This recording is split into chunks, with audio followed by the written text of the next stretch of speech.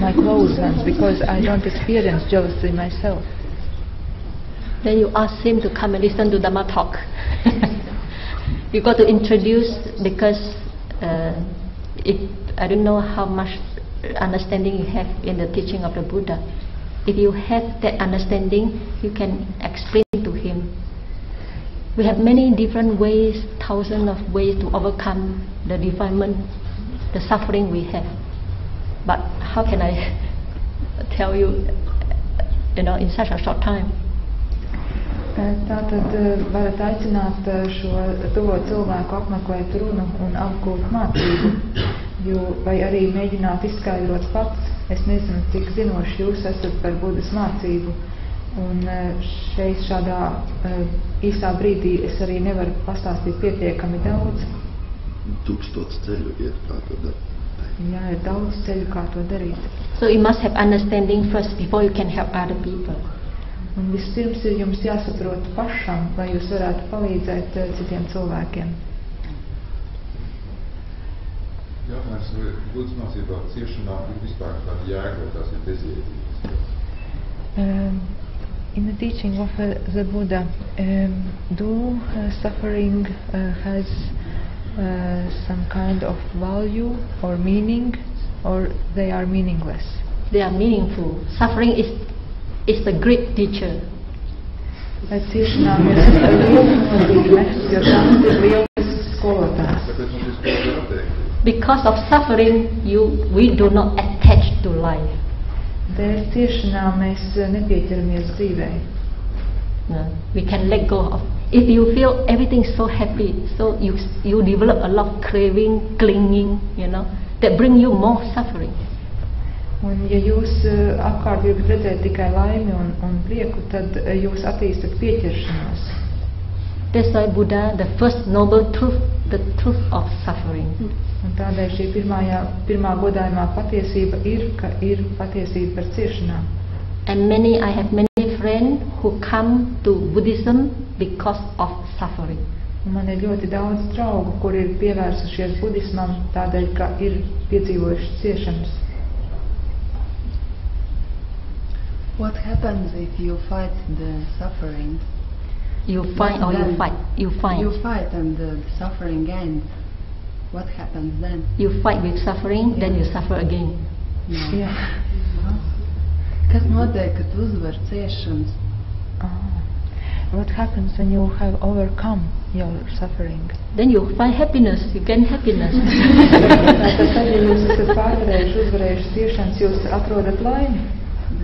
And that happiness, eternal happiness, the happiness without greed, hatred and delusion. Un tad tā ir tāda mūžīga laime, kura nav balstīta uz alkatību, pieķeršanos, naidu, maldiem. Un kas jādara tad? Vai vienkārši jābauda tā laime? And what I should do then? Do I have just to enjoy this happiness? No, you can share with people, you can start helping people to free other people's suffering. That's what Buddha do, what Buddha did. After he freed himself from all the suffering, aging, sickness and death, or destroy all the greed, hatred and delusion, then you can start helping people.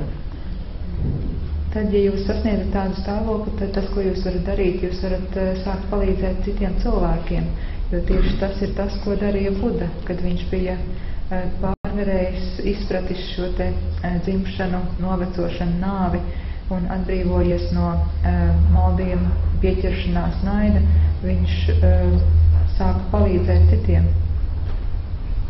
Only by helping people our life become meaningful. Un tikai palīdzēt citiem cilvēkiem mūsu dzīve iegūst nozīmību. Dažkārt palīdzot cilvēkiem ar daudz cenšoties palīdzēt sanāk lielas zievas un iejaucies un mēs pietiekam gudri vai pietiekam dažkārt izdara vairāk ļaunu, ko budismu mācīja par to saka. Sometimes when I try to help other people, it causes bad result. Probably because I was not wise enough. And what Buddha's teaching says about this. Okay. So when you help people, you got a bad result. What a book. Okay. if you help people with sincerity, but it doesn't work, maybe as you say, we are not skillful enough. But for you, because your intention is pure, it's still beneficial for you. Tātad, ja mēs palīdzam citiem cilvēkiem, un tas rezultāts vienalga nav labs, un kā jūs sakat, varbūt tādēļ, ka mums ir pietrūkušas kādas prasmes vai zināšanas, tad tādēļ vien, ka jums bija šī labā vēlme palīdzēt, tas ir labi priekš jums. Because in the teaching of the Buddha, karma, I have mentioned karma. Karma means volition, the intention to do something, the intention to help. You have the intention to help your friend, but faith is okay, never mind, but your good intention to help produce very good karma for you. Tātad, kā jau šodien sākumā runāju par karmu, viena no nozīmēm šim vārdam ir arī vēlēšanās rīkoties, darboties. Un, piemēram, jums ir šī te labā vēlme palīdzēt otram, un pat ja šis rezultāts nav bijis veiksmīgs, vienalga jūs esat radījuši sev labu karmu. But if that good intention, pure intention, combined with understanding and wisdom, then it will be more beneficial. Un ja šī te labā vēlme, nodoms palīdzēt ir apvienots ar gudrību, tad rezultāts un sekas ir vēl labāks. Ir kādreiz brīži, kad cilvēki ļoti viegli dod padomus, un jautājums, kādreiz labāk paklusēt un nedot padomus, vai vienmēr padomus. Sometimes people give their advices very easily, and sometimes even when they are not asked. And maybe it is better sometimes not to give your advice. Right. Yes. Jā. Respektīvi, cilvēkam liekas, ka kādam vajag sniegt palīdzību, bet viņš pats to ir izdomājis, un šī palīdzība varbūt nav nepieciešama. Vai arī tādā gadījumā tā it kā palīdzētājiem veido šī pozitīvā karma? Sometimes a person thinks that he or she could or should help, but they don't see that their help is not necessary. And if they help, does this provide good karma too?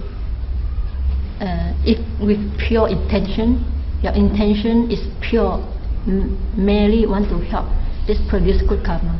Tātad, ja šī te vēlme balstās uz patiesu tīru vēlmi tikai palīdzēt, tad rezultāts vienalga būs labs. But as I have said, the pure intention plus the wisdom, the ability to help, it will be better. Un kā jau es teicu, ja šo te vēlmi nolūku palīdzēt pavada arī gudrība, tad, protams, tas ir vēl labāk. Iedoms arī.